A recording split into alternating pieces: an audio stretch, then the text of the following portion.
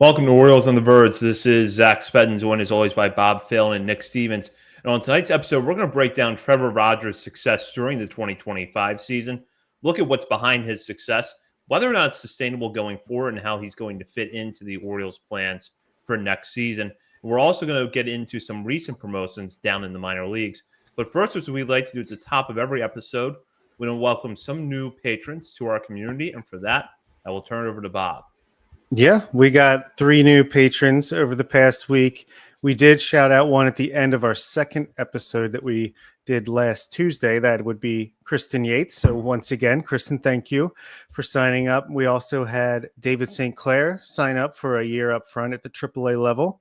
Love it. And Chris Gauker signed up for a monthly single A membership. So that's appreciated as well. Hopefully you guys are able to reap all the benefits of patronhood, I guess we'll call it. Get on that Discord. It's a great community in there. And speaking of which, went to Saturday night's game with a bunch of patrons. We rented out a suite, had a great time, got to meet a bunch of people in person for the first time. A couple people got to see them again, not the first time meeting them. So Eli from the Warehouse Pod met up with him. We had a picture posted on Blue Sky. It was a great time. Orioles are not winning many baseball games recently, but we at least have some exciting players to watch. Absolutely. One of them this season has been Trevor Rogers. After beginning the year on the IL and then going to Norfolk initially after coming off the IL, Rogers has settled in at the major leagues and been very effective for the Orioles. And that continued on Sunday in a win over Houston when he put together one of his best outings of the season, going 7 innings, giving up just 1 run on 5 hits with 9 strikeouts to 3 walks. The left-hander now has a 1.4 ERA through 13 starts this season, which is the lowest ERA by any Orioles pitcher in franchise history through 13 starts. In 83 and a third innings pitched this season, he has struck out 76 batters while walking 19, and his peripheral numbers are pretty good as well. 2.32 FIP, 3.47 xFIP, and it feels weird in what has happened in the past year in the sense that as the Orioles have struggled on the field this season, one of their bright spots has been Rogers, a player that I think a lot of fans were disappointed with after last year's deadline deal that sent Kyle Stowers and Connor Norby to the Marlins in return for Rogers. So looking ahead, Rogers under control for at least one more season.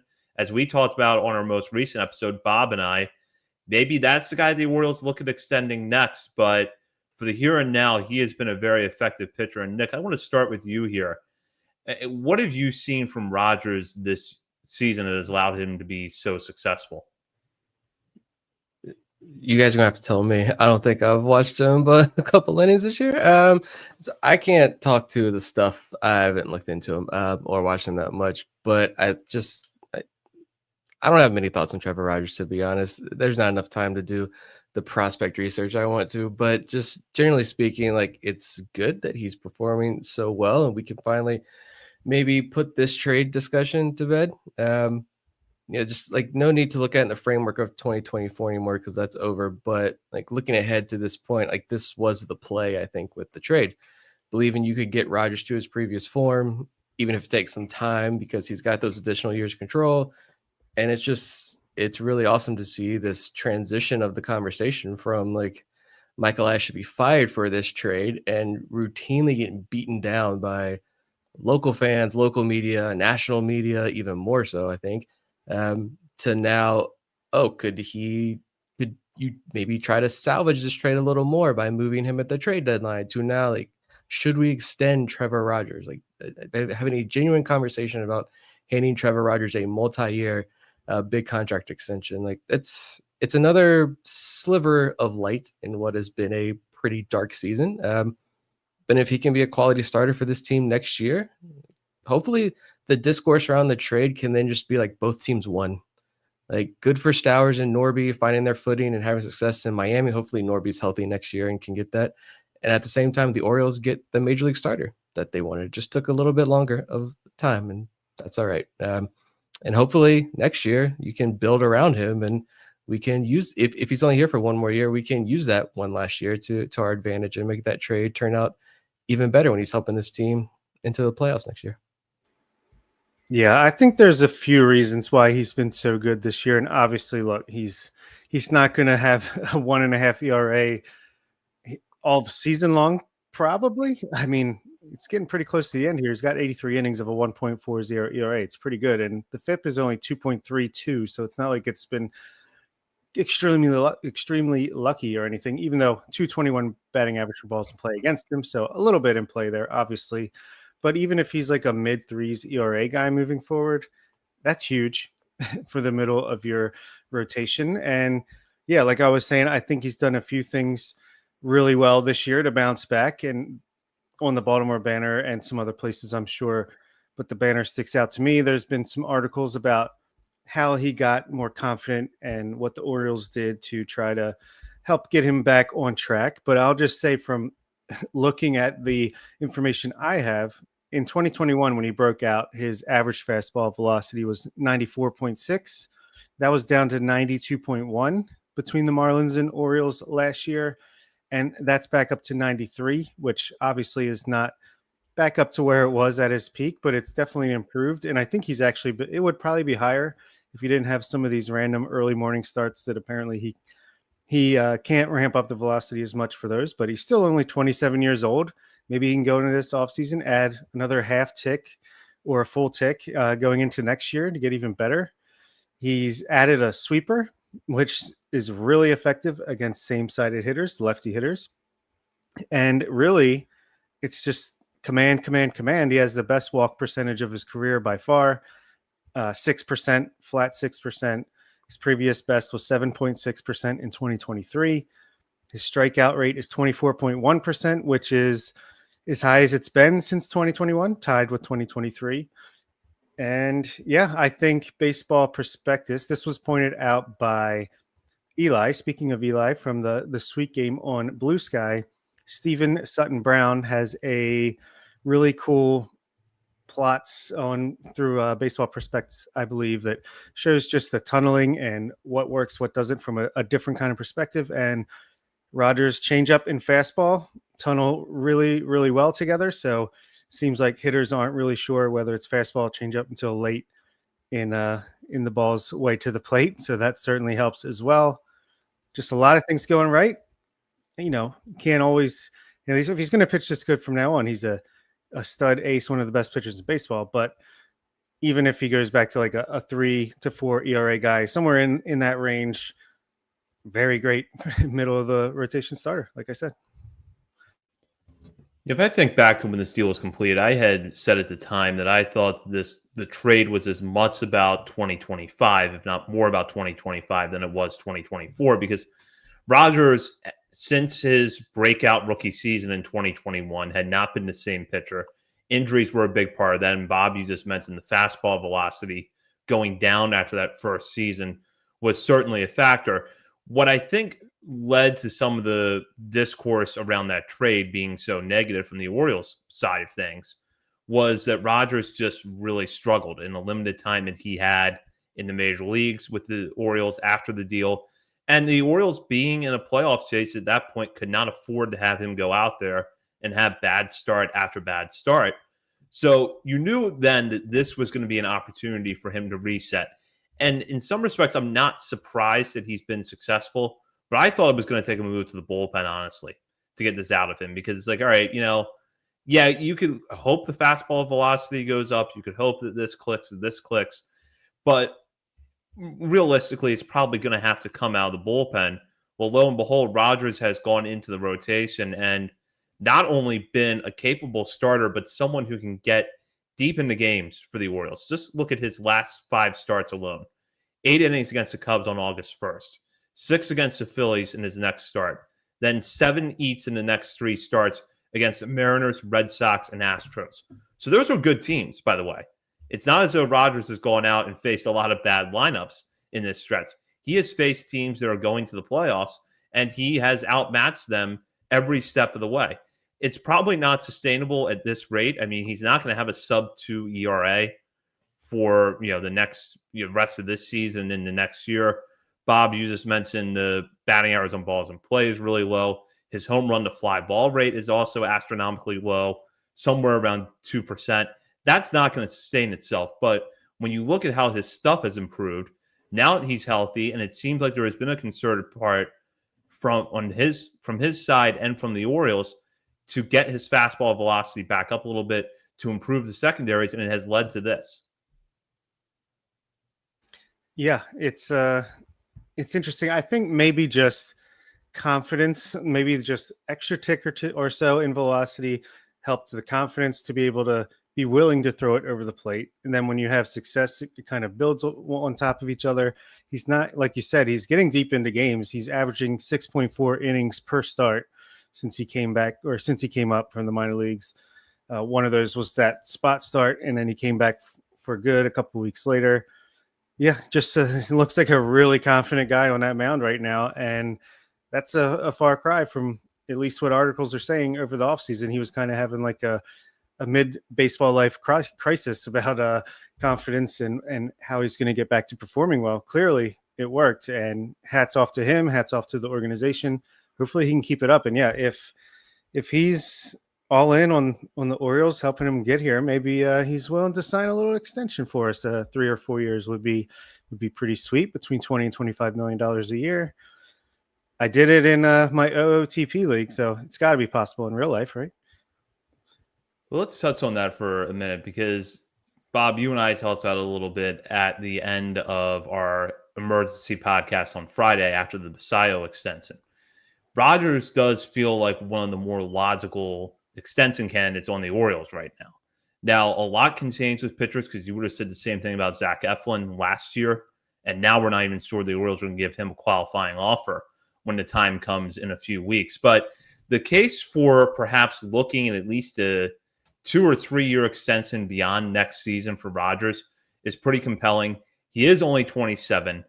The stuff that has come back up makes him look like he should be at least a solid major league starter into the future, as long as he can stay healthy. And yeah, he's not going to maintain what has been really an ace level pace necessarily, but he could still be a really solid number 3 for you. So with that in mind, Nick, I'll start with you here. Is that extension worthy? Is it at least worth kicking the tires, or do you want to see a little bit more from him before you explore that conversation? I think you try, and maybe not like something super long term, but yeah, something like 2-3 years, if he's down for that. And it's like, without knowing his mindset, but I imagine, considering where he was when the Orioles drafted him, and then in the offseason with the Orioles, not drafted him, traded for him. And then, you read in the articles in the offseason about like how the Orioles really worked with him on like the workout routine, changing that for the back stuff. Like the Orioles really did put a lot of work into Trevor Rogers. And some of the other quotes too that you've seen, like just seemed like where he's been at mentally, seemed like he was in a pretty down, dark place mentally. And the Orioles were there to help build all of that back up into the Trevor Rogers that everybody's watching today. So like, maybe that means something to Trevor Rogers. And he says, yeah, like, I'm not going to go out. I could enter free agency and maybe I could get a bigger deal, but I could also continue to show everybody, over the next 2 or 3 seasons that this is legit. I'm here to stay. I've got plenty more in the tank. I'll take 2 or 3 more years here with Baltimore. I love it here. I love what they've done for me. They've saved my career. And then I'll go out in free agency in 3 years from now and try to land that final big contract for my career. But yeah, if something like that could work out, by all means, go for it. Yeah, I just think it's like this weird inflection point where it kind of makes sense from both sides. Like for the Orioles, obviously you'd love to lock up a guy who's coming into his own, or at least bouncing back towards what he showed he could be early in his career. He's only 27 still. He doesn't turn 28 until November. So he could look at this as, if he is a little nervous that, hey, I'm pitching a little above my head now, let me get some guaranteed money going into next season. If I have a 2 or 3 year extension, 4 years potentially, he could still hit free agency at 30, 31 years old. And if he is able to continue to pitch at least close to what he's been doing this year, then he can certainly get another big contract on the end of that one. So it could make sense from his side. And obviously the Orioles, I'm sure, would love to lock him up. Orioles don't want to do anything higher than 4 years, I doubt, with any pitcher, let alone one with a little bit of risk involved. But 3 or 4 years, I think they would happily do. And I don't think Rogers wants to lock in for 6 or 7 years right now with the chance to either hit free agency after his 28-year-old season, or if you do sign a short extension, 30, 31-year-old season. Yeah, absolutely. We'll go now to a different topic on pitching as we saw several promotions announced as last week's minor league series came to a close. Levi Wells, whose resurgence in Chesapeake this year has been one of the better stories in the Orioles farm system, is getting the bump up to Norfolk for the final weeks of the Tide season, while Luis De Leon, who was recently part of a combined no-hitter at Aberdeen and has put up very strong numbers there, is getting the bump up to Chesapeake. And then Chase Alsop, who, after really struggling out of the gate this year and really for the entirety of the first half, has been settling in and pitching much better lately. He's going to get a shot at high A before the season ends as he goes from Delmarva to Aberdeen. And all three pitchers were looking at kind of different stories here. With Wells, you have a guy that was tabbed by many as a breakout candidate coming out of spring training because he had looked good with the Major League club in a few outings. De Leon appeared in the Futures game in spring training, had the opportunity to get to high A this year after an injury and pitched well there. And then in Alsop, someone who a lot of national outlets tabbed as a breakout candidate coming into this season. He unfortunately struggled with his command for much of the first half at Delmarva, but as I just mentioned a moment ago, really had been improving of late. And Nick, I'm going to start back with you here because you shouted out Alsop, I think, in last week's episode at the end of the segment we do at the end, shouting out players outside the top 30 portion of our top 50. And you noted at that point that there had been a little bit of improvement with the command. So what have you been noticing with Alsop lately that's allowed him to be more successful? Yeah, just looking at the season as a whole, is like 90. He's up to 91 innings so far in his first year, which is pretty legit. I just think the Orioles just kept running him out there too, like tinkering on the fly and go work through it, push those innings up, and maybe something is clicking now. Because I said last week, like I wanted to see him end the year with 2 or 3 more quality outings that he had left before I started to, comfortably say something was clicking here. But I think a promotion in the meantime helps as a statement that the Orioles think a lot is going right here. The walks are still high, but I went and looked back, before the 4th of July, he had a near 27, or since the 4th of July, he's up to a near 27% strikeout rate with a 13% walk rate.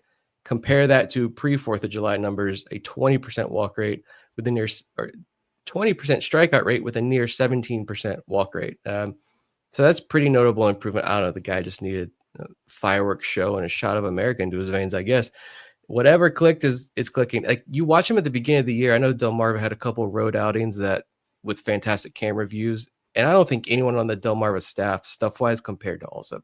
You could see how lively the stuff was, but he just had no control over it. And now he's pitching more confidently, and you can see him command the strike zone a lot better in some of these outings. So, yeah, I guess just keep harnessing that, and hopefully, next year, at this point next year, we're talking about a guy who's walking 10% instead of 15% of batters, and maybe we'll be cooking with something there.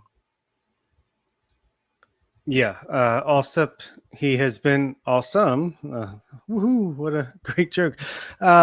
Since his last 3 appearances at Delmarva, it seemed like he had a blow up at the beginning of August where he pitched 1 2/3, gave up 5 runs, walked like 4 or 5 batters, only struck out 1. And then since then, he's been fantastic. Obviously, short sample size, 13 2/3 innings, 1.32 ERA, 24 strikeouts to 9 walks, which 43.6% strikeout rate with 16.4% walk rate, 2.23 FIP to go with that 1.32 ERA. So obviously something, it's either working temporarily or maybe they figured something out finally.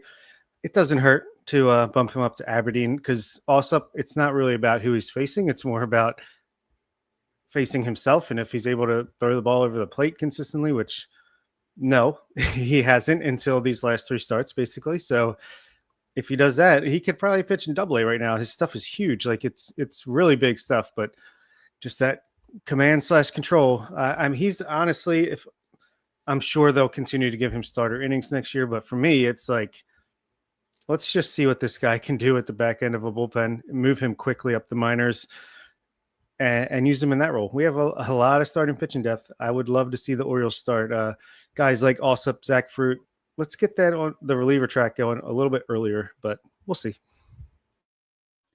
Now, Luis De Leon, young left-hander, put up very strong numbers at Aberdeen, 16 1/3 innings pitched, 3.58 ERA to go to 2.72 FIP, 3.23 xFIP, and a 56% ground ball rate, actually approaching 57%. De Leon is a guy that we have really been high on for a few years. Going back to, I think, when he really first started to appear on the scene down in the FCL, always has put up good strikeout numbers, good ground ball numbers wherever he's been. The problem has been walks and, on occasion, home runs. This year, he's gotten both of those areas a little bit more under control. And from what I'm seeing in De Leon, there's still some question marks there, but when he's on, there's a real, to me, top 100 prospect profile with that fastball changeup combination from the left side. Not something that you see every day. And there's still work that he has to do to harness it. But I feel like this performance that he put together at Aberdeen is the best that he's been at any level so far in his career. He has been insane for the month of August. Like, it's ridiculous what he was able to do. And clearly, we've seen flashes in the past. We've liked him quite a bit coming up, signing only for $30,000. And we've been talking about he's got this heavy sinking fastball, doesn't give up a lot of home runs. He gets a ton of ground balls, but he's also got the strikeout stuff on top of it. And man, did he finally was able to put it all together for Aberdeen. 4 starts, basically 3 starts and 1 bulk appearance, 1.31 ERA over 20 2/3 innings, was 3-0. Like, that really matters, but 35 strikeouts to 7 walks, which is a 45.5% strikeout rate to a 9.1% walk rate. Incredible. 116 average against, a 1.19 FIP. So he was actually unlucky by getting a 1.31 ERA, but just ridiculous. Very much deserved promotion to Double A. And yeah, like Mark said in the chat, he's definitely got me, everybody dreaming a little bit with what he's been able to do recently. He's still young. If he can continue this up in Double A and beyond the rest of this year in 2026, then you have yourself a Eduardo Rodriguez maybe type middle of the rotation starter. And it's even more fun because coming into the year, like when we talked about Luis De Leon, it was a lot of like looking back at 2024, he didn't regress, but he didn't take that jump forward that we were hoping to see. It was just like a fine year. And then he has that 1 inning in the spring breakout game, open up a lot of eyes. And you're like, this is the Luis De Leon that we saw in 2023. Are we going to get him in 2025 now? And then he went MIA for a while there to start the year. And was it elbow or shoulder? I think it was elbow. But like that was barking, I guess, and he missed a couple of weeks. But man, when he came back, you rattled off the numbers, he's been dominant ever since. It's just like it kind of felt we were at this point of like young, exciting arm. Oh, now he's going to hit a wall in high A, and now the injuries start. And now here we are with a career low walk rate this year in high A. And you compares, he's at 60 innings in high A this year. He had 60 last year, and the numbers like better across the board. Strikeout rate jumped 4%, walk rate dropped 4.5%. The average against fell from 288 to 204. Like still hovering around a 60% ground ball rate. I mean, he's 22 years old. He can run it up to 97 from the left side. Fangraphs gives him a 70 potential future value grade slider. Like that right there alone is a pretty firm base. I agree. I think it's mid rotation upside, and he's got some time to marinate. I don't think the Orioles are going to rush De Leon. You got to be patient with him. I think if you've been impatient about getting him up to Double A, it's going to be a long 2026 and a long 2027. Because I do think I could see him being a guy who takes a little bit longer than some of his other peers, which is fine. But you're trying to tap into that mid-rotation upside arm And maybe this year was just more about that elbow injury at the beginning of the year, and they're trying to be careful with him, and they unleash him next year. That could be the case as well. But also, he's one of those guys that, again, I'm just so adamant about, you can't just take anybody and turn them into a reliever and they'll be better. Like, that's not the case at all. But Luis De Leon, that sinker, that slider, like, that is a very firm base. Like, I truly do think his upside as like a bullpen demon is almost as exciting as that mid rotation upside as a starter. But yeah, this is a guy that, let him marinate a little bit, and we'll see what we got with him. He's also an example of why you want to be, a little conservative, a little bit. Don't get too excited too quickly, but still the upside is there with these young international pitchers like Keeler Morphe. The ceiling is still huge, despite this year being pretty much lost. Just electric stuff at a young age can take a lot of time to rein in and know how to sequence and how to command and all that stuff. So great example for the international development, pitching development. Love it. In Levi Wells, we have someone that has really solidified himself as a prospect this season. Last year, his first full year in pro ball was a little inconsistent. Wells particularly struggling with walks. He goes from high A to double A this year. And as I mentioned at the beginning of this segment, we saw Wells a little bit in spring training with the big league team. And you could see the loud stuff, in particular the hard fastball in those outings. And that got people really excited about him. But at the same time, given some of his struggles from the year before and the fact that pretty much any national scouting report you read on Wells going back to 2023 when he was drafted profiled his reliever risk. This is a guy that I think you wanted to be excited about, but at the same time knew in the back of your mind you had to temper your expectations for a little bit. As it turns out, Wells threw primarily as a starter during his time with the Bay Sox, and although there were some short outings mixed in there, he was able to get out to a starter's workload in several outings, 1 through 5 or 1 through 6. And in particular, he has been very good since the beginning of July. Going back to his first start in July, which was on July 3rd, he's had 28 and 2/3 innings pitched, striking out 39 batters while walking just 13 and posting a 3.45 ERA. The big takeaway from me in that stat line is the strikeout total. Because one thing that you could tell with Wells early on this year was that despite the overpowering stuff, he wasn't necessarily getting a lot of swings and misses. He wasn't necessarily putting batters away with 2 strikes, but he was doing a much, much better job of locating his pitches than he had really at any point in the past. What we've seen in the second half, though, is that the strikeouts have now started to come for Wells. The stuff is the same quality, and he'll have an opportunity here over the final weeks in Norfolk to build on what has been a true breakout season. Yeah, you noted exactly what I was going to note, that in the beginning of the season up to July, it was more about refining that command, that control, wasn't getting the strikeouts. I think Core Jackson supporter Keith Law was a not a fan of his stuff. He says it might look loud, but it's not getting swings and misses. It's, I can't wait to see this AAA data on his pitches just to see how wrong Keith Law was. But then again, like you said, I have him starting July 10th because July 3rd, he didn't have a big strikeout game, but July 10th through now, he has pitched 24 and 2/3 innings, 37 strikeouts to 12 walks. That's a 33% strikeout rate. Still a decent walk rate for that many strikeouts, 10.7, a 2.78 FIP compared to the 3.65 ERA, whereas in the first half, it was a 2.86 ERA to a 3.09 FIP. Not bad luck, but you just see the difference in the two halves, not quite halves, but yeah, I think Wells, they were limiting his innings just to make sure he stayed on target as far as innings goals for the whole year.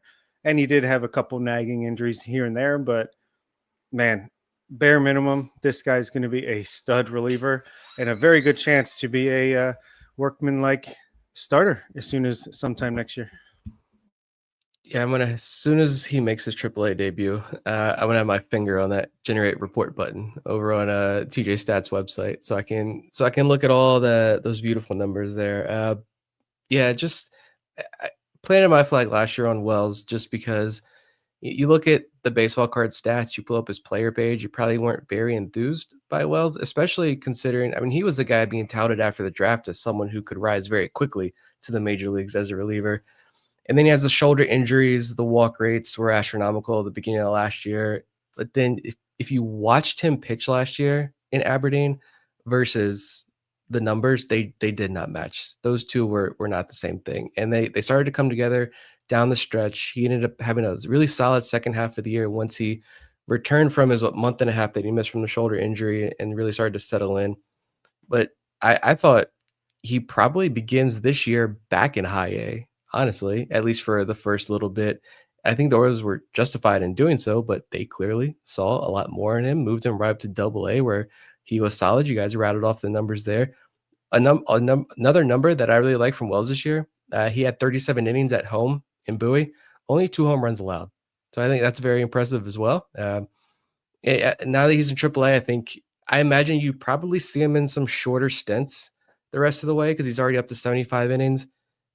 AAA season runs through the end of September. You probably, maybe guess 100 innings is his cap. So if he can try to get close to that, I do think he's probably going to have an adjustment period here, considering, as he settles into the AAA ball, the MLB ball, the AAA strike zone, AAA hitters. But you talk about the swing and miss there. Yeah, he didn't get a ton of swing and miss throughout the year. Contact was up. Yes, it was better, but I do wonder if he's going to have a little bit of a tougher adjustment period in AAA. I could see him getting hit around a little bit in the beginning, but again, give him time to work with Justin Ramsey. You saw the adjustments over the course of the year in AA. He can do the same here in AAA. And also, when he comes out throwing 2-inning stints and looks good at the same time, they're not killing the starter track. They're not. He's going to come out next year, hopefully be in Norfolk's rotation, keep him stretched out, potentially be a guy who you use as a spot starter next year if you need him. Maybe at this point next year where the conversation is a little bit different. Hopefully health is better for everybody. Levi Wells is having a good year in AAA, and we're saying, could Levi Wells be an asset out of the bullpen come, August, September at the major league level next year? Maybe. I also agree. I think that's probably ultimately where he ends up. And I say that with all the love, just like Chase McDermott, because I think he could eat pretty well out of the bullpen. But yeah, I'm excited to see what the stuff looks like in AAA. Excited to see what his adjustment looks like, and yeah, see that we know he's got some attitude out there on the mound. So I'm ready to see that shine in AAA now. AAA's rotation to begin next year has a chance to be incredibly exciting. Just say the Orioles get 2 starters, and that pushes Cade Povich and Brandon Young to start the year as depth in AAA. Then you got Trey Gibson, obviously, Levi Wells, Nestor Urman, maybe Jerron Watts-Brown is up there at some point. So yeah, just like the hitters did for a while. Now it's the pitcher's turn to, as you get to that AAA level, it's like anyone could make a debut at any given time. Gotta love it. We've seen a lot of buzz about Trey Gibson since he made his AAA debut. He's now a few starts into his time at Norfolk. And I don't know that we're necessarily learning anything new about Gibson, but at the same time, everything we've seen from him up to this point is now backed by publicly accessible data. You can go on Baseball Savant and you can see just how good Trey Gibson's pitch mix is. How long is it going to take for that same buzz to generate for Levi Wells?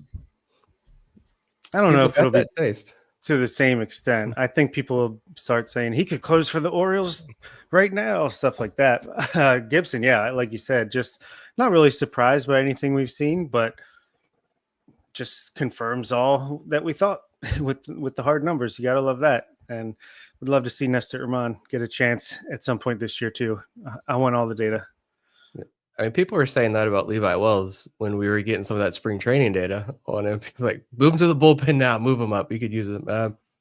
Understandably, I get it, but yeah, I think people are going to see his first couple of AAA outings. They're going to be able to look at some stuff, and they're going to remember what they saw in spring training, and you're going to see hopefully that excitement return for a lot of people. We'll now head into our final segment of the show. Last call brought to you by Checker Spot Brewing, located at 1421 Ridgely Street. Checker Spot is not far from Camden Yards, making it the perfect place for a pre- or post-game drink. And when you're at the ballpark this year, be sure to check out the beer stand behind home plate where you can get one of Checker Spot's signature beers, the bird is the word. And on this segment, we're going to do our normal shout out of players outside the top 30 portion of our top 50 list for something they've done recently, whether it's been a good game, a good week, or just something interesting in their stat line that we want to point out. And I'm going to start with Bob on this one because he's highlighting the return of a pitcher who had considerable buzz coming into the system 2 years ago out of the draft. Unfortunately, we have not seen a whole lot of him because of an elbow injury, but he is back now. And Bob, what are our thoughts on Kiefer Lord? I'm excited. I was a huge fan of Kiefer Lord coming out of the draft. He was one of my favorite picks in that draft, which turns out any pick you would have selected as your favorite probably would have worked out for you. But yeah, nice to see he's finally back after going through Tommy John. Let's see what he's got. And he's now, 23 years old. Doesn't turn 24 until next June. So still pretty young for a guy that missed basically 2 full seasons. He had his first outing straight to Delmarva. It's not his professional debut because I forgot, at least in the moment, that he did pitch a game in the FCL late in 2023.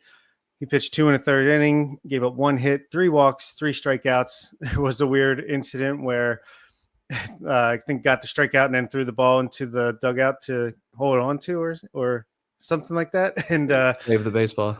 Yeah, and forgot no one called time. I don't know. A runner got second. Weird ruling, but it was a wet field that day, so probably not the best day to pitch in your first game back, but he got through it. Now hopefully he can settle in. Obviously not a ton of time to settle in before the year ends. Easily could see him as an Arizona Fall League candidate, along with the likes of Enrique Bradfield Jr., Tavian Josenberger. So actually could have a nice crop of AFL guys this year for the Orioles, and Nick wrote a good article about that recently. So yeah, I'm just excited to see him back on the mound.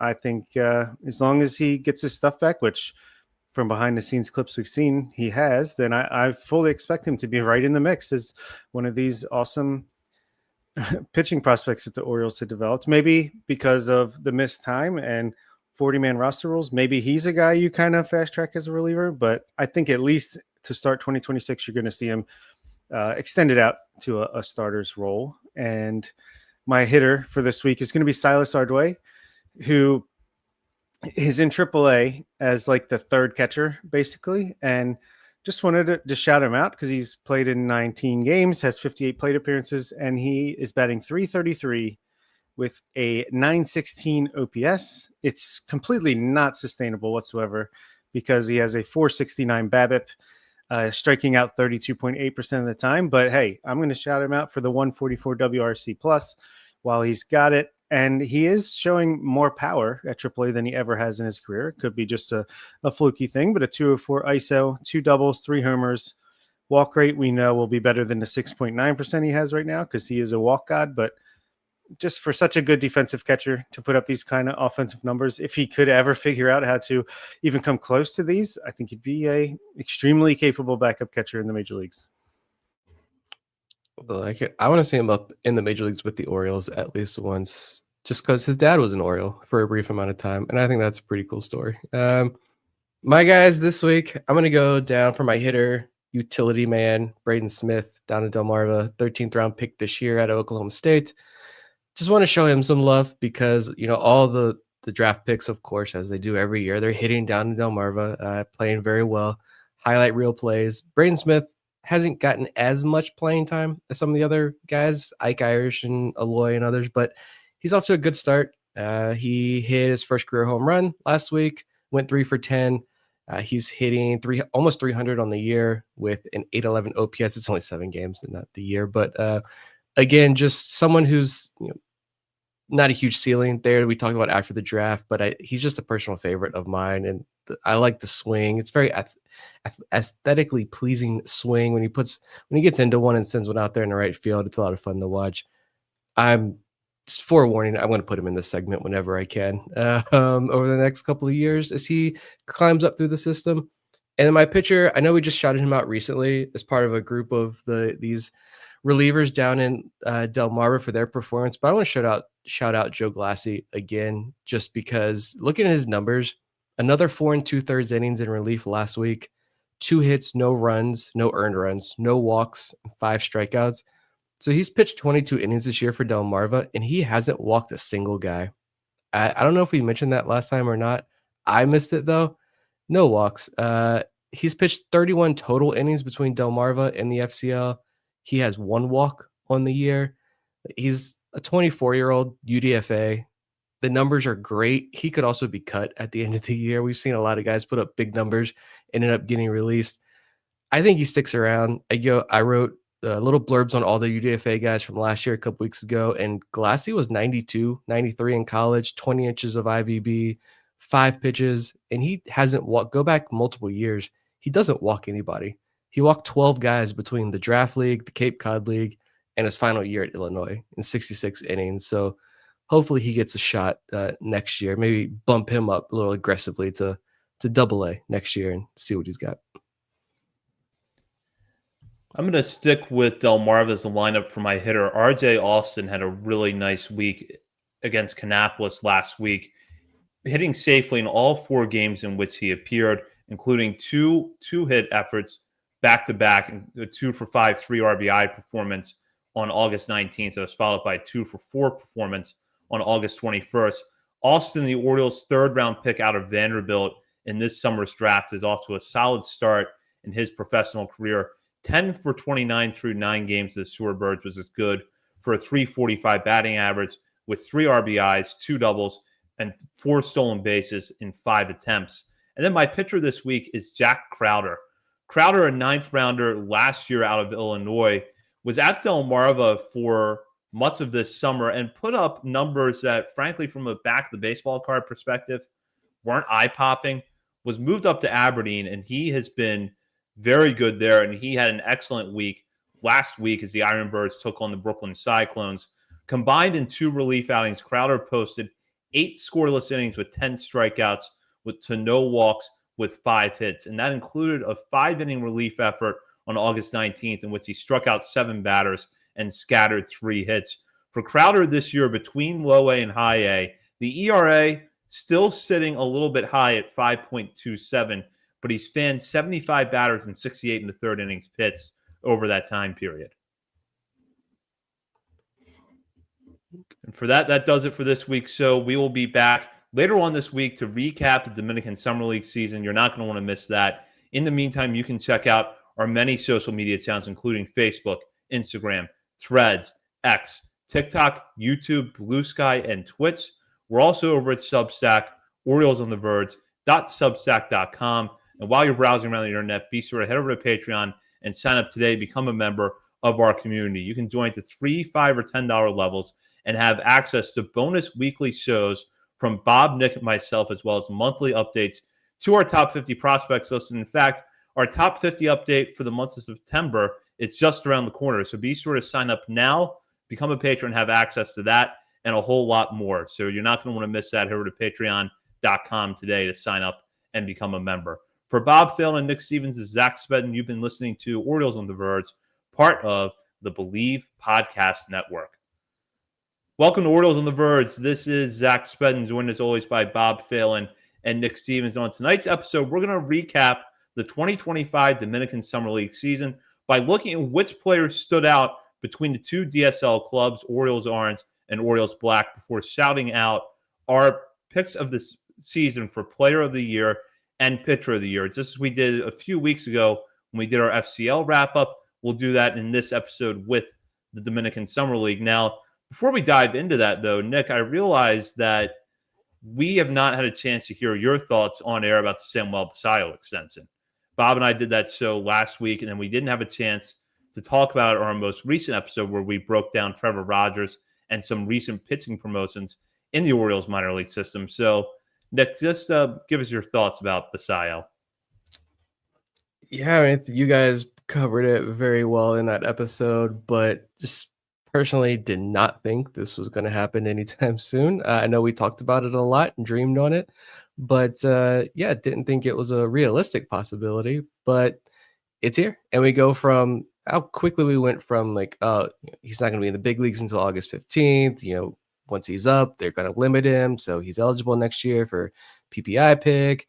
And now all of a sudden he's locked in as an Oriole for the prime of his career. It's honestly, when you think about it, I don't know if you guys feel this way, but it still doesn't really feel real that actually happened. That Samuel Basayo is going to be an Oriole for a very long time. You can safely buy the jersey, the whole thing. He's not going anywhere, which it's a pretty cool feeling, to be completely honest. Just yeah, like I said, his emergence really could be a franchise altering moment. At least this extension is a franchise defining moment. Like all the credit in the world to Kobe Perez, the international scouts, and everyone involved with that for how quickly they've turned this thing around.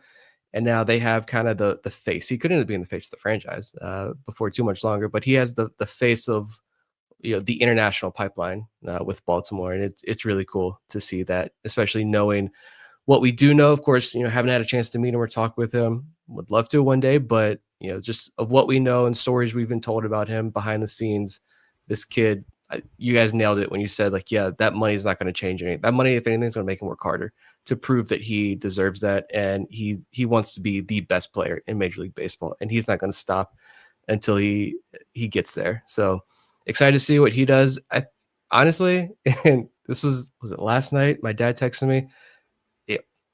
I still don't know if my dad knows how. My dad doesn't know how to find the show. If he wanted to listen, he couldn't find it to listen. So when it comes to the prospects, he's an older fan. All right, we'll say that. We all know fans like that in our lives. He texted me the other night, and he's like trying to make the road trip up to Baltimore now to go see this team that's been out of it all year. He's been done with this major league team for a while. Still watches every night, but he's been so frustrated. And he's like, I'm going to go up. I need to go see. I love watching these young kids play now. This guy still hates Jackson Holiday. I'm pretty sure. Jackson Holiday is going to have to win an MVP award before he's going to convince my dad that he's a good baseball player.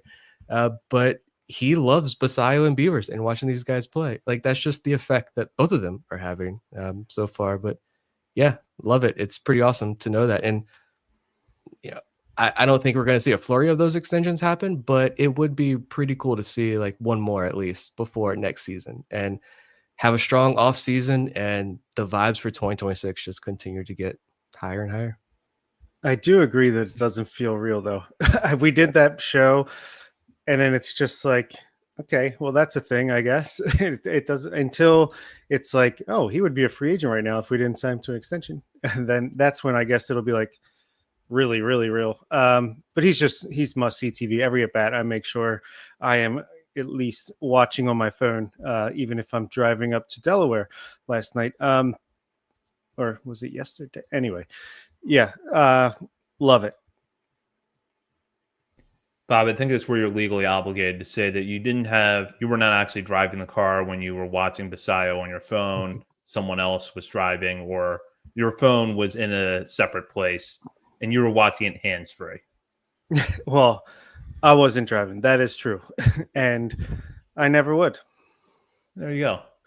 So now we'll go to the Dominican Summer League. And Bob and I talked about this in that episode about Basayo, where one of the things that can be a little bit challenging if you're not a hardcore prospects follower like the three of us are, is following up on the Dominican Summer League and seeing players down there who are 16, 17 years old, easily 5 or 6 years away from the big leagues, if they are ever going to get there. And if you look at the surface level numbers behind the two Dominican Summer League teams this season, you might think that there was not a whole lot there. Both teams finished well under 500. They didn't really climb towards the top of the league in any team category. And yet there were several prospects, both on Orioles Black and Orioles Orange, who stood out this season. And we'll break them down a little bit tonight. I want to start with Orioles Black, and specifically Jose Pena, who was the prize of the most recent international free agent class for the Orioles. 16 years old, one of the youngest players in the Dominican Summer League this year. Pena got off to a very hot start before cooling off over the final month of the season or so, but still put up pretty solid numbers at the plate, and to go along with that, showcase some speed by stealing 14 bases in 20 attempts. This is a player who could repeat the Dominican Summer League next year. I don't think any of us would be surprised by that. But given how young he was this year, he was fairly impressive for most of this year, and at the very least, held his own against older competition.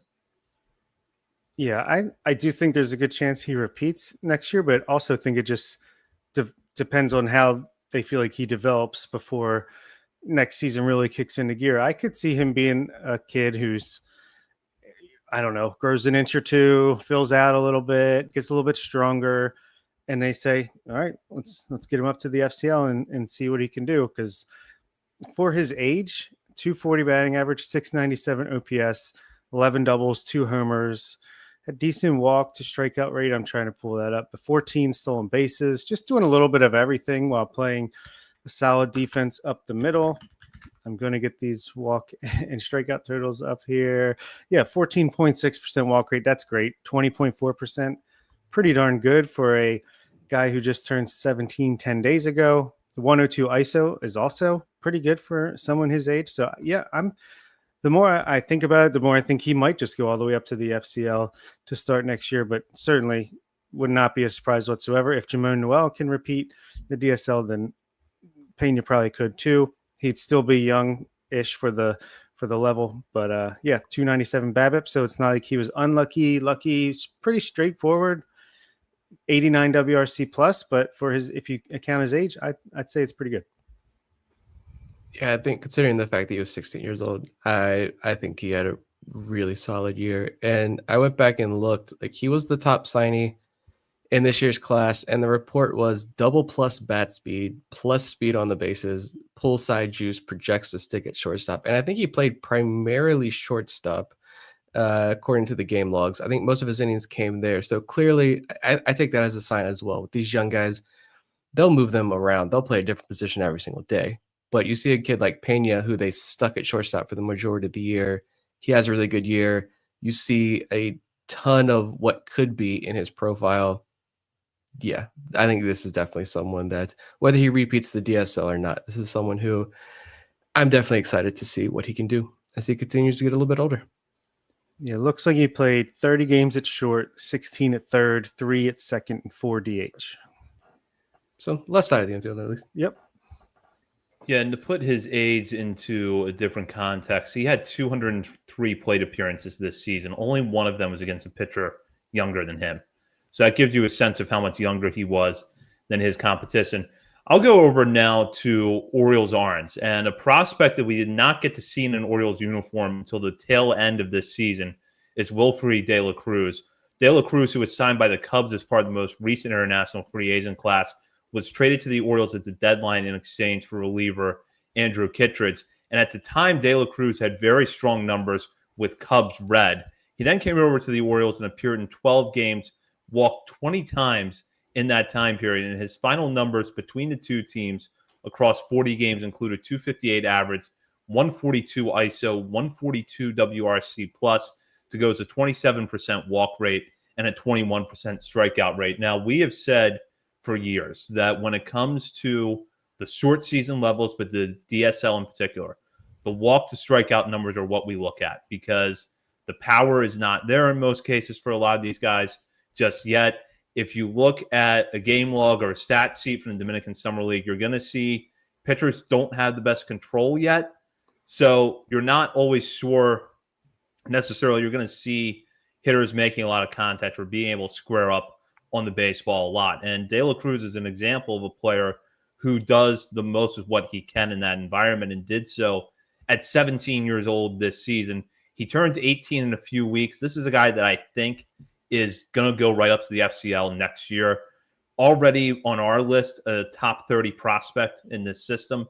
I know that we didn't get to see much of him, just a couple weeks worth of action, but what were your guys' impressions of De La Cruz? Love him personally. Huge breakout potential. Obviously, I think he's going to start in the FCL, like you said. He'll be 18 years old. He's a guy that definitely was a shortstop. He played 34 games at shortstop between Baltimore and Chicago. And once he didn't play any third base until he got to the Orioles. Of course, they love their versatility. He had 3 games at third, 3 DH. He had the walk to strikeout rate, pretty darn good for a guy that can slug like that. Yeah, when he's going to stick at shortstop, I think this is another potential dude. Obviously, long way to go to reach that potential, but you got to love it. Andrew Kittredge, thank you very much. Yeah, and the thing to remember too here was, Vivek says that he's the crown jewel of the Cubs international signing class this year. his $2.3 million signing bonus, like that's what Luis Almeida got 2 years ago, and that's a franchise record for the Orioles. So if you want to compare the money there, you can get an idea of how elite of a profile De La Cruz brings to the organization. Of course, yeah, long way to go in his development, like you said, but when you're able to walk that much, and he was hot with the bat those first couple of games, a couple doubles, showed off some speed, but yeah, cooled off as far as the base hits goes, but the walks did not cool off down the stretch. So yeah, I think he's in the FCL next year. A little cup of coffee in Delmarva at the end of the year would be a little icing on the cake for De La Cruz. There were several other standout hitters between the two DSL rosters, and at the risk of perhaps leaving someone out, I'll rattle off a few of them now. Timon Newell, in his second year in the DSL, put together a really, really strong season. You're going to be hearing more about him later on in this episode. It's a little spoiler alert there. Lisandro Sanchez, a 17-year-old who was on Orioles Black, had very good numbers this season. Starlin Maisis, in 45 games as Orioles Black, also put up pretty good numbers at the plate. So there were, I think, several hitters when you look across these two clubs that stood out. Some of these guys, like Newell, had DSL experience prior to this year.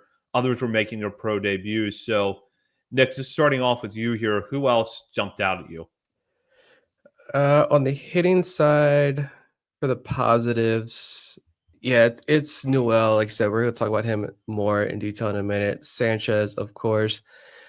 Starling Mieses, just gonna, I don't know if you guys saw this, but he got a shout out in the RoboScout article over on Baseball America the other day.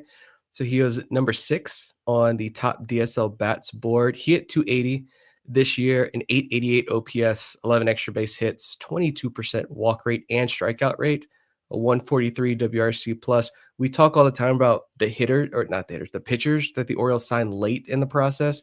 They signed a lot of guys in May, June, July. These little bit older arms are already 18, maybe 19 years old. Mieses signed in late April, so a little bit of a later signing, hit the ground running.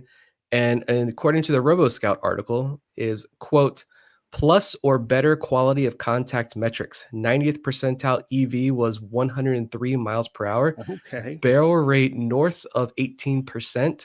Excellent swing decisions despite only making fringe average contact right now. I think I'm just going to toot our own horn here. The DSL stuff, I know a lot of people probably not listening to this episode. You're tuned out. I get it. It's fine. You're not going to see these guys for many years. But Starling Mieses in particular, we nail these guys. The DSL, the who you need to pay attention to before they get super hot, I think we nail it. And Mieses was one of those guys back on June 30th. We shouted him out, posted the tweet. I watched the game in the DSL and said, this is a guy, pay attention. And now he's getting the RoboScout love. Fantastic season for Mieses there. I like him a lot. And only 17 years old. Yeah, love Mieses. Again, late signing, but clearly they saw something they liked and for good reason. Yeah, I think we'll talk about Newell and Lisandro Sanchez in a little bit. I would like to shout out Hector Campuzano as well. He batted 305 with an 836 OPS, 3 doubles, a triple, 45 walks, 19 stolen bases. Just a guy that, and also he just got off to a really slow start. And by the end, man, it seemed like he had multiple hits almost every game towards the end of the season. Abraham Cohen missed a lot of the year. He really struggled in the DSL last year, but repeating again this year, put up a 745 OPS, 6 doubles. He walks a lot. He's still a guy that kind of intrigues me. And Jorge Drullard, he another guy that finished the year very strong, off to a terrible start, and then last month got his numbers up to a 737 OPS, 3 doubles, a homer, 7 stolen bases. And the last guy would be Angel Garcia, who batted 289, 817 OPS, 9 doubles, 2 triples, a homer, 4 stolen bases. And again, slow start, got really hot over the last 3-4 weeks, and you see that a lot in the DSL. And those are typically the guys that something's clicked for, and sometimes it carries over to the next year. Sometimes it doesn't. We'll see if it does with these guys. Yeah. I was going to shout out a couple of guys too for like who had some intrigue, but just didn't perform this year. And along those same lines, like, could they be someone next year? Like Sal Gomez. I know we talked about him a lot kind of a couple of years ago, and he's signed. He's a third baseman, Last year, he was 16 years old, hit nearly 300 with a 400 on base percentage. But this year, he played in one game and then was placed on the 60-day IL. So don't know what happened there. But I think if you're listening to this episode and you're a diehard, get the notebook out. Take the notes so you remember the names. There's a lot, and some names you probably never heard of. But Sal Gomez, I'm going to look ahead to 2026 for him. Outfielder Yohansi Gomez got the second largest signing bonus in this year's class, $750,000 bonus. That high praise as a left-handed power hitting corner outfielder. He hit 137 this year, a ton of strikeouts and no home runs. Give him another year, but that was a big money guy who didn't really perform as well this year. Michael Barrow, a $500,000 signee out of Cuba. He just turned 17 earlier this month, so extremely young for his class. He did hit 3 home runs, walked at a good clip, but I think he hit just 190. But I think he's a guy, we'll see. He's probably going to repeat because he's so young. Watch for him to repeat the DSL, see if he can live up to his expectations. And the only other bat, like, I don't know what y'all's take is. Emilio Sanchez, $1 million shortstop, $1.3 million, 2 straight years now. He doesn't turn 19 until next April. So he's still very young, and he already has 2 years under his belt, though. And statistically, he regressed this year. 2 straight years, barely hitting 200, OPS in the 600s. Strikeouts skyrocketed this year, 0 power. Last year, there were notes about the Orioles getting calls about Sanchez and potential trades. I don't know what happened, but I don't know if you guys have any thoughts about Sanchez or anybody else. He's a weird one. Yeah, I don't really understand what's going on there. He didn't steal as many bases. He struck out like 11% more often, walked 5.5% less.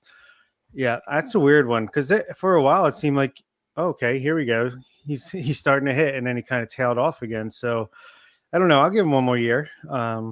Clearly, there are tools here to like, but we said that about Michael Hernandez for about 5 years. So we'll see. I think you're just going to have guys that sign for more disappoint, and then you're going to have guys that sign for less to emerge, and hopefully it evens out in the long run. But I'm not giving up on Emilio Sanchez just yet. Yeah, I'm not giving up just yet either. I was a little like, it definitely was a setback for him this year. I thought that the bat was at least going to make some progress. And the thing is that I love his work at shortstop. I think for his age, he has a really good feel for the position. And he's a guy that's like, if he just hit a little bit, he doesn't have to be a plus contact hitter up there.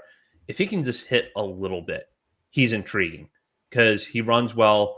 Good defender. If he can stick at shortstop, there's a lot to like there, but you also don't want to see him regressing into plate the way that he did this season. Let's go over now to the pitchers. And I think if you're going to break down the Dominican Summer League pitching staffs for both clubs, you're going to have to go deeper than the surface level stats for a lot of these guys. You take a good example of someone like Esteban Luna, who has pretty good stuff. He's been shouted out on this show a few times. Back of the baseball card stats for Luna this season: 5.27 ERA in 42 2/3 innings pitched with 41 strikeouts to 22 walks. Aren't great, but if you saw Esteban Luna pitch this season, you saw him at his best. You saw what makes him a pretty intriguing arm. And there's a lot of guys that fit this mold, and yet there were a few bright spots. Luis Perdomo put up a very nice season. There's several pitchers that I think you could either look at and say, well, surface level stats are good, or surface level stats aren't great, but there's a little bit more here than what meets the eye. And Nick, I know you've talked about Luna a few times. So as I just mentioned, the numbers this year are not great, but there are some things there that are intriguing about Luna. And I think that there are other pitchers down the DSL who fit that profile this year. Yeah, so I've spent a lot of time knowing that obviously the end of the season was coming, and going back through the YouTube videos and trying to at least get like an inning on pretty much everybody. So I've got so many velos and stuff, and even like halfway through the DSL season, they even added like it's a multicam view. So there's even a camera in the top corner that's more a center field view, which was pretty cool to see. But yeah, Luna was a guy I wrote about earlier in the year after watching one of his outings. He was a guy who also caught the attention of Josh Norris over at Baseball America last year. Said his fastball is 89 to 92 with 20 inches of induced vertical break, a quote nasty changeup, and field of spin 2 breaking balls. So I think this year the velo was kind of the same. But yeah, the strikeouts were kind of hit or miss there this year. But I think he's going to be an interesting name to watch in the FCL next year for sure. But yeah, with the DSL, I got a couple guys who can shout out. But yeah, it's stuff. Results not there, but definitely it's the stuff you got to pay attention to with these 17-year-old kids.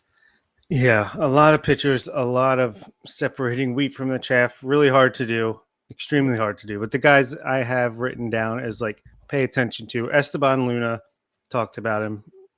I'm intrigued still. Emmanuel Pena, he pitched terribly, but I think he was like, if not the highest, one of the highest bonuses for the pitchers. He had a 7.99 ERA, 33 walks to 27 strikeouts in 32 innings.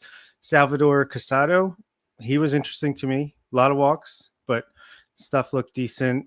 Kelvin Zapata, I actually believe he was the highest bonus for a pitcher. 4.62 ERA, 39 innings, 42 walks, but 48 strikeouts. So, I mean, command is going to be the last thing these guys with great stuff at this young age are going to have. And the weird one for me is Nakel Cruz, who is 25 years old, out of Cuba, left-handed pitcher. Very weird season. He just stopped pitching at some point. I don't know if he was added to an injury list. I don't know if they just like hit it innings limit. Who knows how much he's thrown since defecting from Cuba, but 19 2/3 innings, had a 4.58 ERA, but he struck out 33.7% of batters while only walking 6, had a 380 BABIP against. His FIP was 195, xFIP 237. Very curious to see what they do next season with him as he comes over to the States. I don't have any idea what to expect. And Bob, I'm glad you brought up Zapata because that's someone who, to me, is really intriguing. Good stuff from the left side, projectable frame, listed at 6'1", 155. The problem that he had this year was the problem that I think a lot of pitchers had in the DSL, and it was just walks. I'm looking at his game log now. There was not an outing this year in which Zapata did not have multiple walks. It just kind of puts it into perspective for you. In fact, the fewest he had in any one single outing this year was 2, which he did twice. He had 3 starts with 4 walks, 3 with 3, and 1 with 6 in just 2 innings of work. So that gives you a sense of how far his command has to come. But there are other things about Zapata that make him really intriguing. Yeah, and it's like you said, for these guys, like Keeler Morphe, just again, keep bringing him up. But another good example of he walked over 7 batters per 9 in his debut DSL season, had a 7 ERA, just looked terrible. Came back last year, 2024, and broke out in a big way, got the walk rate down to 3.27 per 9. And then it bumped up when he got to A, and we know what he's done this year. But it's just going to be an ebb and flow. Even Esteban Mejia with his big stuff, like he's going to walk guys until he can really refine it a bit. Yeah, it's what they do in year 2 for me. Like these first year guys, they're going to walk a lot of guys. What do they do in year 2 is the most concerning. I mean, Esteban Mejia is being touted as one of the top pitching prospects in all of baseball, and he's walking a lot of guys still. But a couple of names, I have just a couple that I was like, yeah, stuff-wise, I really like. So if you're taking notes, right-hander Junior Medina, he's 18 years old. He's 6'2", and he is up to 95 miles per hour. So a little wild, but slider, fastball from what I saw. Again, good velo. That's a big thing too. I think I just saw a tweet as we were recording the last episode. The average MLB fastball now is sitting at 95.0 miles per hour on the dot. So yeah, when I see an 18-year-old kid throwing 95 already, my ears are perked. So we'll see what he does. He signed in June or July. Yeah, he signed in June. So he didn't have a lot of time. So I'm circling that name for next year. Right-handed pitcher Juaner Perez. He's 19 years old, also up to 95 miles per hour. When he commanded the fastball at the top of the zone, he was literally unhittable in the outing that I watched. So there's another name that I'm He was intrigued also a by. late signing. Was he? I didn't Yeah, have I that down. remember seeing him pop up in transaction log like right as their season was about to begin. Yeah, and they signed again. This is where they sign a lot of it because I had my spreadsheet. Who was whoever the first guy was that you shouted out there? I'm pretty Emmanuel Pena. When I put that spreadsheet together for us for the international signing show in January, I think my only note on Pena was he's tall. That's all I got. It's that was a short list of pitchers that they signed. They really didn't sign many arms on January 15th. They all came throughout the summer. But Lauren Sosa, he's 17 years old. He's also 6'2". He's listed at 6'2", 185. I think he's bigger than that. He's 90 to 93. He was an all-star this year. So he walked 25 guys and struck out 15 in 23 innings pitched. So that's not great, but he got $100,000 last year. He's got decent velo already as a 17-year-old. Again, was an all-star, had a scoreless inning there. We'll see what he looks like next year. Santhony Vizcaíno is a 6'5" righty who has a pretty disgusting slider, but he doesn't have a ton of velo, and he's got 2 straight seasons now of very little strikeouts. So I don't know. But the big one for me, honestly, is Alexander Diaz. This is the last name there. So he signed this year for $110,000. I think he's very much worth paying attention to next year as a potential breakout. He just turned 17, or he turns 18 in January. So ERA over 7 this year. I don't care. 30 strikeouts, 19 walks in 27 innings. He gave up 10 earned runs in 1 inning in his 3rd career outing. So that ballooned the ERA. But he's got a 5 shutout inning performance, a 4 no-hit inning performance, and he closed out the year 6.2 innings, 2 runs, no walks in his final 2 outings. So he is up to 95, multiple different breaking balls. Looks like he has multiple different fastballs as well. His pitches were moving in multiple different directions. Struggles with the command right now. Could potentially be back in the DSL next year, but if Alexander Diaz is a guy who's striking out more guys and walking less guys next year and taking that year 2 jump, I'm all aboard the Alexander Diaz hype train. And the only other pitcher I had listed, I think Henry Tejada's dead. He's not literally, but he is going to be, in my opinion, one of the biggest what could have been arms in the international class. He was one of the top signings of 2022, had a great first year, suspended in 2023 due to an illegal substance, was an all-star in 2024, but then missed the end of 2024 and all of 2025. So we can assume maybe what that injury was. Unfortunate. There are a lot of guys that missed the year down in the DSL, and of course we don't know why, but yeah, those are my names to watch. Yeah, apparently Michelle Desone is in this organization still, allegedly. Dude, there are a couple of guys who haven't played for like 3 years, but they're still on the roster. Sure. And for that, now we will head into our final segment tonight, where we will cover players who did actually play this year. Last call brought to you by Checker Spot Brewing, located 1421 Ridgely Street. Checker Spot is not far from Camden Yards, making it the perfect place for a pre or post game drink. And when you're at the ballpark this season, be sure to check out the beer stand behind home plate, where you get one of Checker Spot's signature beers. The Bird is the word. And as we did a couple weeks ago when we recapped the FCL season, we're going to honor our choice for the hitter and pitcher of the year in the DSL. And in this case, we basically just combined the 2 rosters. So we're not doing an Orioles Black and an Orioles Orange award individually. It's just 1 hitter and 1 pitcher. And our choice for pitcher was unanimous. And that is right-hander Luis Espinoza. Espinoza, an 18-year-old out of Venezuela, was signed by the Orioles in January 2024 and repeated the DSL this season, 38 2/3 innings pitched. He posted a 2.33 ERA to go as a 3.88 FIP, 4.5 xFIP, while posting strikeout rate of 18.3% and a walk rate of 9.1%. So all 3 of us here go with Espinoza. And as we just talked about a moment ago, a really tough year to evaluate pitchers because there were several guys that we knew had good stuff down the DSL, but the results just weren't there for them this year. But Espinosa has an objectively good season. So, Bob, give us your thoughts on this pick.